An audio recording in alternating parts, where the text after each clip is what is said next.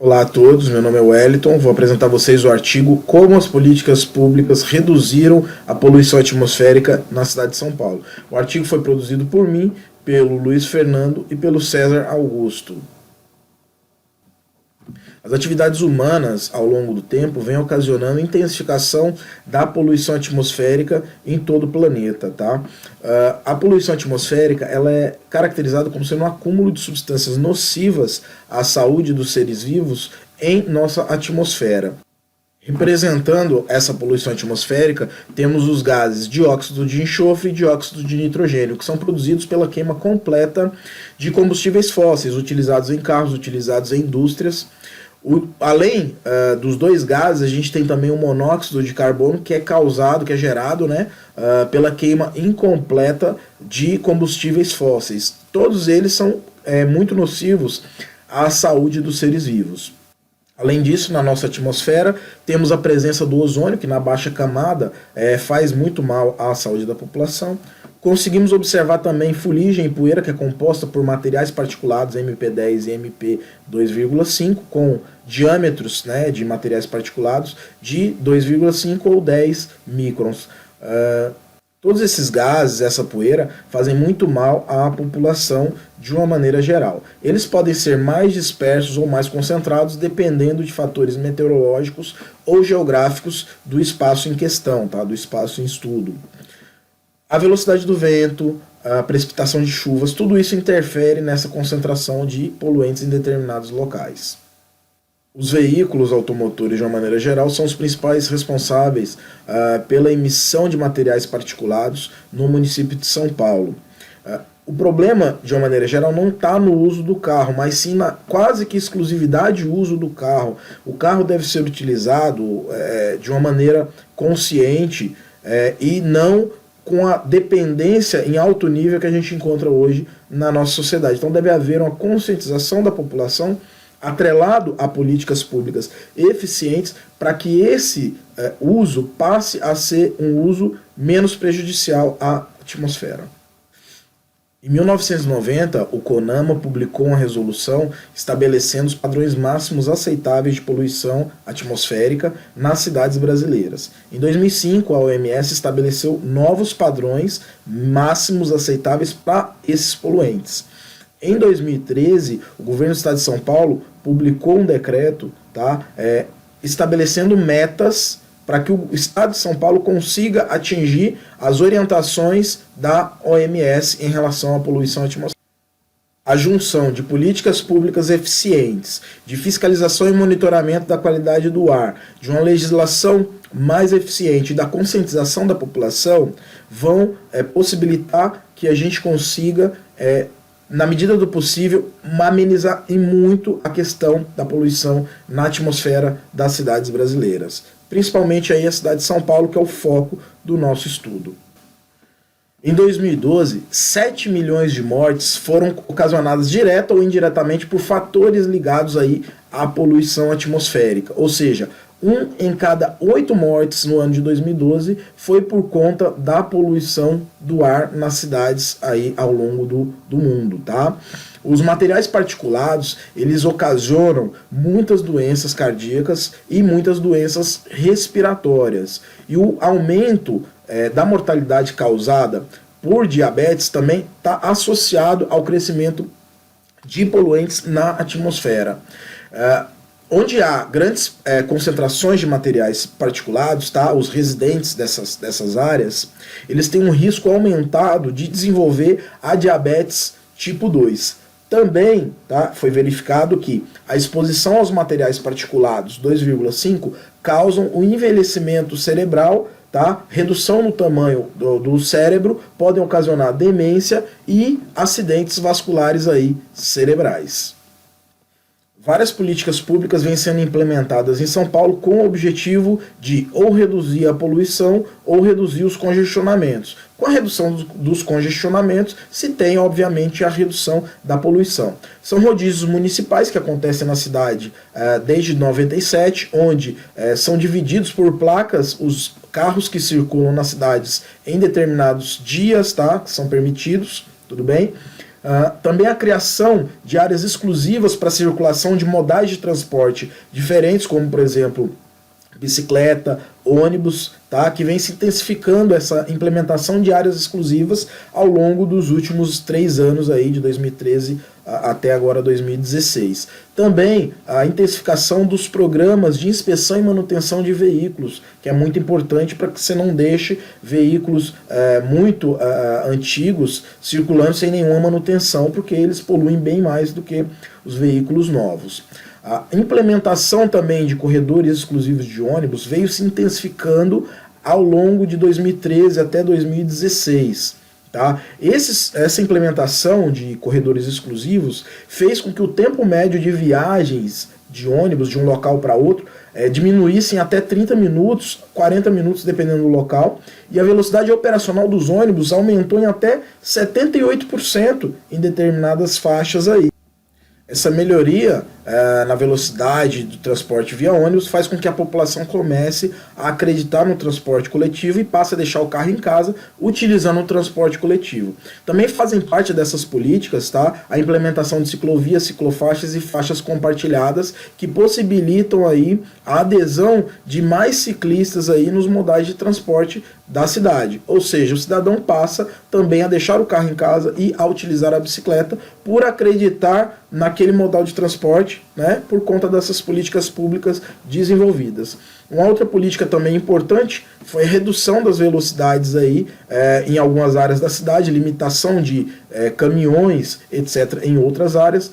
Com a redução da velocidade em determinadas áreas, se reduziu o número de acidentes, consequentemente o número de congestionamentos e o número de tempo de motor ligado na cidade, reduzindo o número de poluição atmosférica emitida durante o dia. Para realizar o presente artigo, realizamos uma ampla pesquisa bibliográfica em artigos científicos, em periódicos científicos, em livros, para dar o devido embasamento à nossa pesquisa. Verificamos também os dados medidos por estação de qualidade do ar no município de São Paulo, para conseguir os dados de presença de poluentes ao longo dos anos em estudo.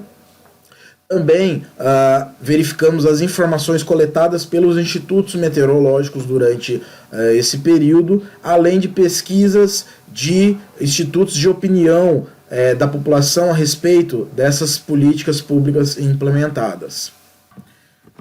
No ano de 2013, que foi o ano base usado aí para a gente realizar a nossa pesquisa, o município de São Paulo ele ocupava a 7ª posição como a cidade mais congestionada do mundo.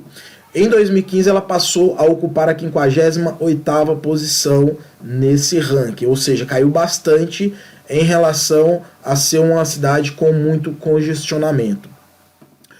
O aumento da fiscalização no trânsito, a realização de obras estruturais viárias, aliadas à mudança nos fluxos de vias, a intensificação na implementação dos corredores exclusivos, redução nos limites de velocidade nos diversos locais, além do uso de modais de transporte diferenciados, possibilitaram a redução no congestionamento e, consequentemente, a redução na poluição, porque você tem menos tempo de motor ligado poluindo a atmosfera da capital. Em 2014, eram 56% da população utilizando todos os dias o carro como modal de transporte. Em 2015, caiu para 45% a quantidade de pessoas utilizando o carro todos os dias como modal de transporte. Entre 2014 e 2015, houve uma queda da poluição atmosférica no município de São Paulo em várias regiões. E foi isso que nos chamou a atenção no presente estudo para tentar identificar o que ocasionou essa queda na poluição atmosférica de 2014 e 2015. De acordo com os dados coletados pela CETESB, conseguimos verificar que a média anual de materiais particulados MP5 e MP10 caiu consideravelmente de 2014 para 2015. E isso foi o que chamou a nossa atenção para tentar identificar os fatores que ocasionaram essa queda, tá? Principalmente aí a gente se verificar a marginal do rio Tietê este ano, tá? Nos 4 primeiros meses, no comparativo 2014 e 2015, houve uma redução de 2 microgramas por metro cúbico do referido poluente no período. Então, se for mantido esse mesmo ritmo, a gente vai ter uma nova queda dos poluentes durante o ano de 2016 aí. Também verificamos que não houve redução na frota de veículos em São Paulo, que poderia aí motivar essa redução de poluentes emitidos na atmosfera. Houve um aumento dessa frota constante durante os últimos meses, aí, os últimos anos aí, na cidade de São Paulo. Conseguimos verificar os fatores meteorológicos, tá? Conseguimos auferir que a precipitação de chuvas praticamente dobrou de 2014 a 2015, teve um aumento aí considerável. Os demais fatores meteorológicos tiveram pouca variação, né? Então a precipitação de chuvas pode ter interferido aí em partes com essa dissipação dos poluentes, tá? Na cidade de São Paulo. Bom, nossas considerações finais. A resolução do CONAMA de 1990 ela está defasada. O decreto estadual de 59.113 de 2013 do Estado de São Paulo não é satisfatório, tendo em vista que não atinge objetivamente os padrões estabelecidos pela OMS, mas trabalha com metas que podem ser atingidos a médio e longo prazo. Não se tem uma objetividade nesse decreto, tá? Existe um consenso entre os pesquisadores dos malefícios trazidos pela poluição atmosférica para as pessoas que se expõem a ela.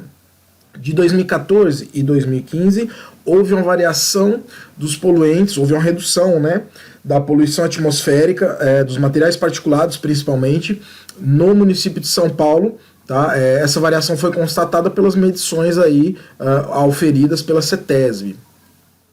A redução de velocidade proporcionada pelas políticas públicas ocasionou diminuição na quantidade de acidentes, maior fluidez do trânsito, consequentemente menos tempo de motor ligado e menos poluição sendo emitidas aí diariamente pelos motores dos veículos no município de São Paulo.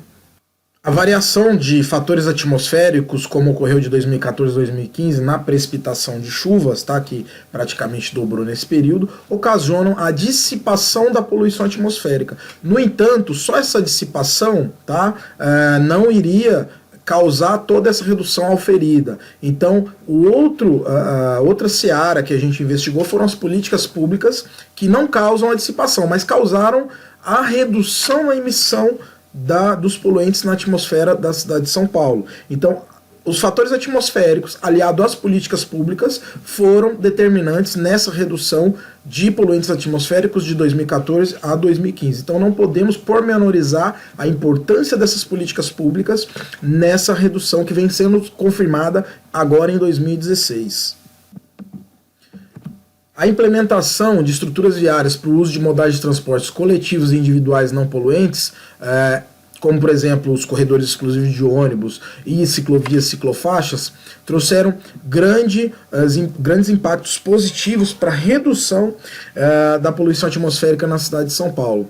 A diminuição nos congestionamentos facilitou a fluidez do trânsito. Essa redução de congestionamento foi ocasionado pela redução de acidentes em determinadas vias de São Paulo, que foi fruto de políticas públicas que diminuíram a velocidade máxima permitida em determinadas vias, diminuindo os acidentes de trânsito nessas vias, diminuindo os congestionamentos e, consequentemente, o tempo de motor ligado nos trânsitos emitindo poluição.